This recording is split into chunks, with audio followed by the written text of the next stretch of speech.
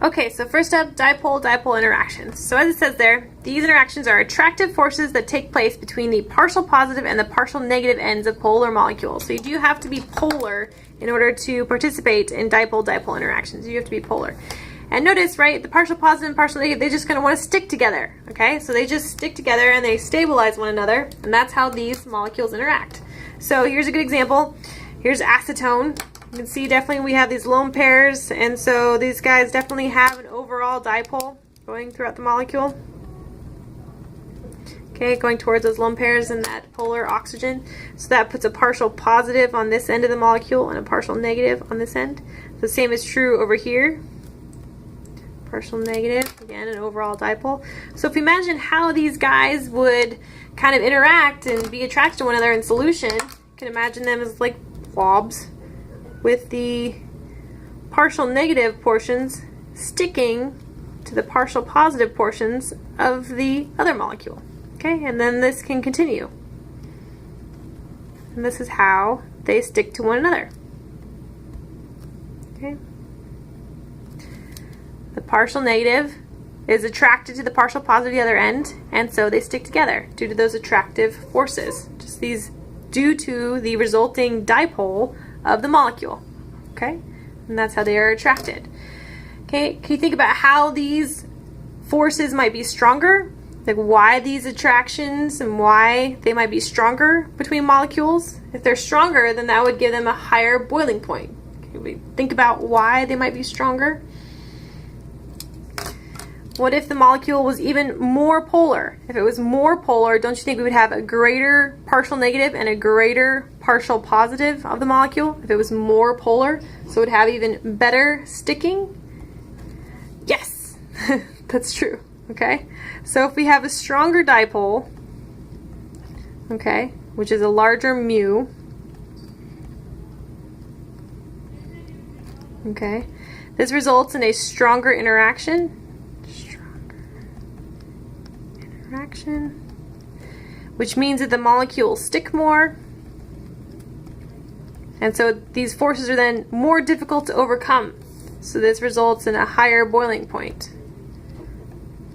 Okay, 'cause again, if they're sticking more, then they're more difficult to overcome these forces, and so it's going to take more energy and a higher temperature, higher boiling point. So that's exactly what this says. Okay. In general, the stronger these interactions, the higher the boiling point of the compound. And since the force keeps the molecules sticking together, this is the force that needs to be overcome to vaporize. And by vaporize, I just mean boil. Okay. So here are good examples, two different molecules. Again, this is the one we just saw. This is acetone. Okay.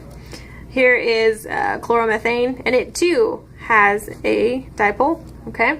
But here, the dipole is 2.9 debis, and here it's only 1.9 debi. Okay, so which one of these molecules is going to have a higher boiling point? Which ones are going to stick more? Right, the ones with a stronger dipole. Okay, it's more polar, and so this boiling point is 56 degrees, and the boiling point here is only 36 degrees. Okay. Again, that's because it has a weaker dipole, so this molecule is not as polar as acetone, and so it doesn't stick as much, and so that results in a lower boiling point. Okay, so we have a weaker dipole, which means that it sticks less, and therefore we have a lower boiling point. Okay. So again, these are between polar molecules. Again, it's just the partial positive being stuck to the partial negative portions of the molecule, just repeatedly, and that's how they stick together. Okay. Next, intermolecular force, London dispersion forces. Okay, all atoms, regardless of structure, experienced London dispersion forces. However, within non-polar compounds, these interactions dominate, okay? Because non-polar interactions won't have any other forces that they can interact or that they can experience, okay? So these ones definitely dominate. But these do exist among all molecules, okay?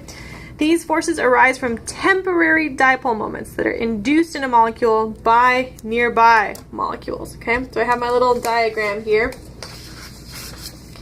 So if we imagine these two molecules, they're just going to be two nonpolar molecules. Again, that's where these forces dominate. Okay? If we imagine just at any random time, okay, there's going to have a dipole. A dipole is going to form among one molecule, just randomly. Okay? Just because, again, electron density is just going to kind of collect over here, just randomly, just for a short moment. Okay? So one molecule's electron cloud randomly, again, it's very fleeting, randomly forms a temporary dipole. Okay, just really quickly. But this then induces a dipole in the molecule next to it. So the partial negative kind of then just wants to be next to positive, so it induces the dipole in the molecule next to it. So we have partial positive. So the partial positive kind of attracts the electron density on another molecule, and this causes them to stick. Okay? It's induced, kind of. It's induced. So again, the partial positive here just kind of pulls then the electron density to collect on a nearby molecule. Okay? So molecule A induces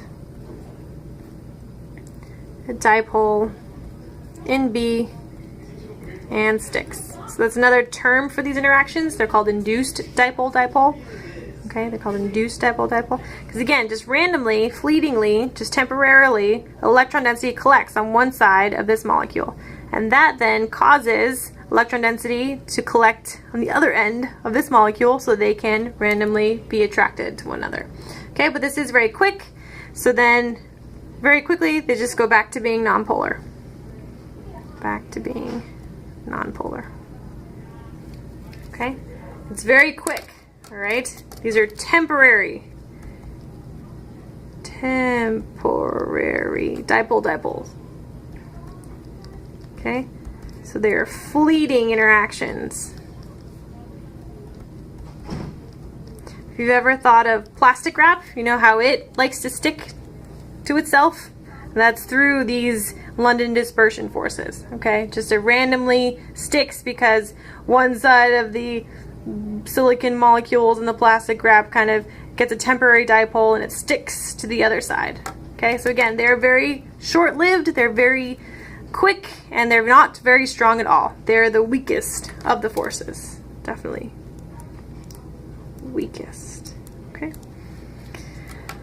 But still, they can become stronger. Okay? The stronger these interactions, the higher the boiling point. How can they become stronger? They become stronger as surface area increases. Okay? London dispersion forces stronger as the surface area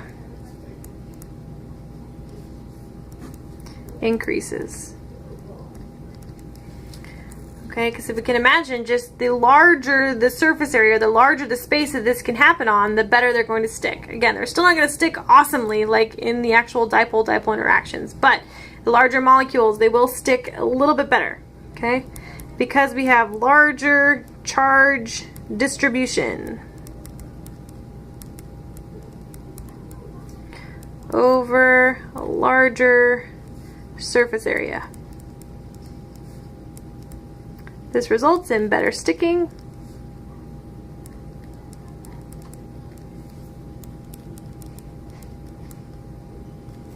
and a higher boiling point. Higher boiling point. Okay, so we can see that here. Here are two good examples. Okay, here is just normal 1, 2, 3, 4, 5. This is normal pentane. Okay, if we imagine its surface area kind of sticking, we can imagine the partial positives that could develop. Partial positive, partial positive, partial positive, all across that entire surface. Okay? And then conversely, this is neopentane. It's got the same molecular formula, but its surface area is very small.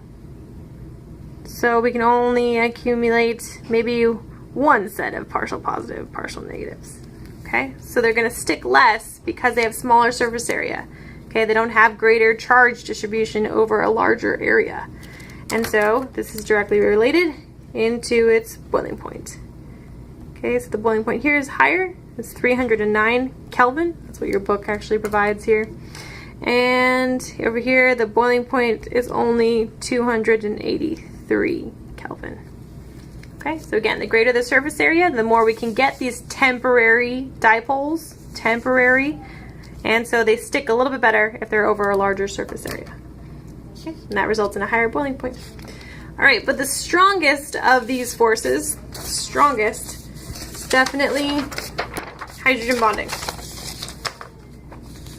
Okay, these are the strongest of the intermolecular forces. Okay. And it takes place in molecules with OH and NH bonds. We also can do this with fluorine bonds, but those aren't as common, so we're just going to focus on the OH and the NH bonds. Okay? And so these OH and NH bonds, these ones are strongly polarized, and so they leave the hydrogen atoms with a partial positive charge. It's very strong, actually.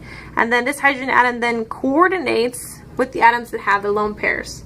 So if we can try and draw this, this is exactly why water has such a high boiling point. Okay? So if we imagine water, right, it has a dipole for the O and the H, between the O and the H. And not to mention, oxygen's got its lone pairs. Forgot to draw those. Okay, so there's another strong dipole, but this results in a very large partial positive right here. Okay, and then we got a partial negative right where those lone pairs are. Absolutely.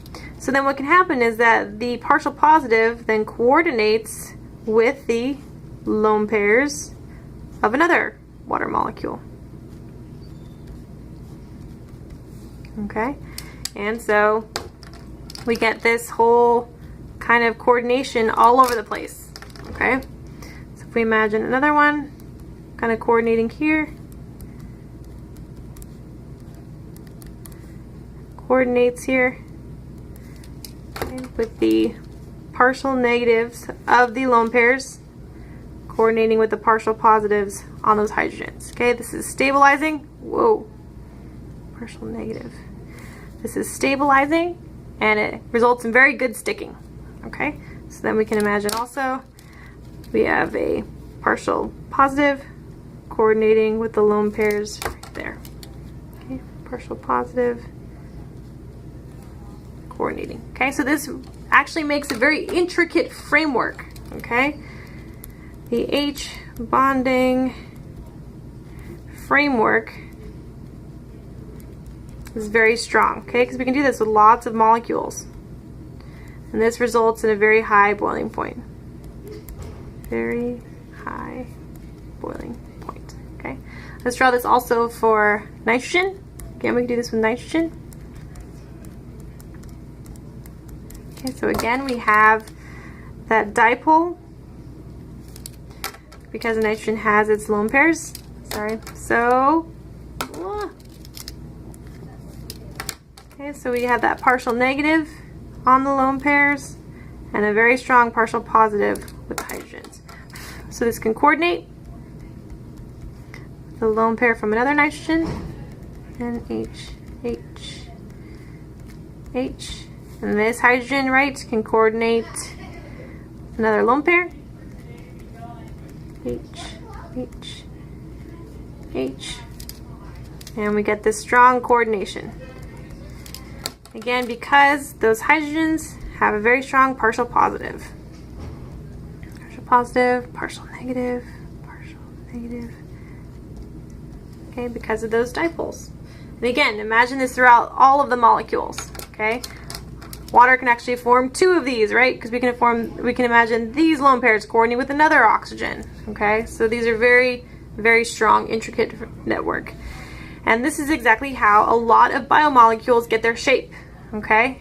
Including DNA. So we have these, we all know that DNA is made up of a double strand of different base pairs, okay? The base pairs are what go across, and what holds the entire double strand together are hydrogen bonds, okay?